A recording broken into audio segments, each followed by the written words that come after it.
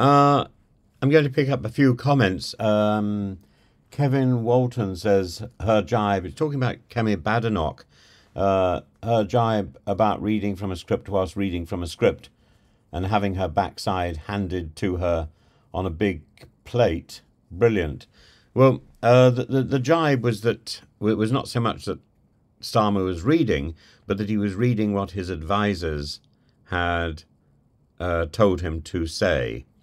And the problem with the modern Prime Minister's questions is that everything is so carefully lawyered up before the Prime Minister and the Leader of the Opposition and others get into the chamber. As we heard the other day, Richard Tice was telephoned before PMQs urging him not to ask a question about the Manchester arrest or the Southport rioters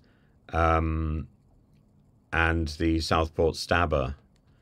And the PMQs was preceded by the legal judgment delivered by the Speaker, which effectively gagged people from talking about Axel Rudakobana and asking questions about him, which goes against the principle of parliamentary privilege. But the impression you get is that everything is staged. And certainly talking to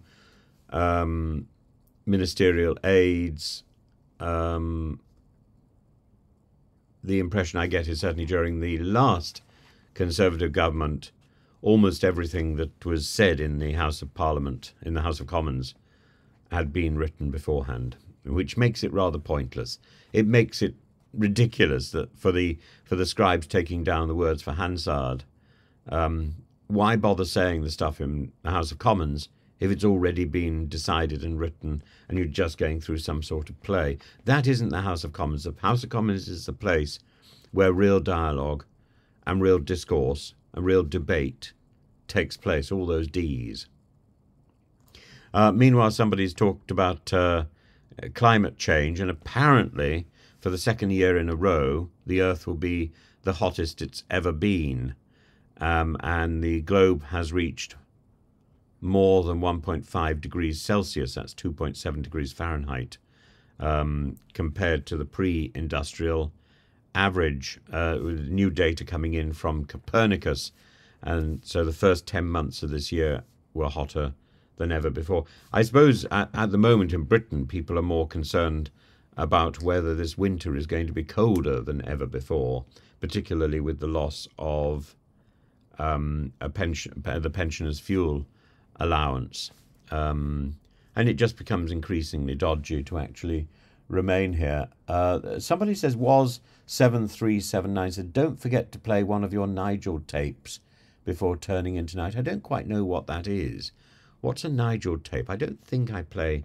Is this person suggesting that I have this fondness for Nigel Farage? I don't particularly.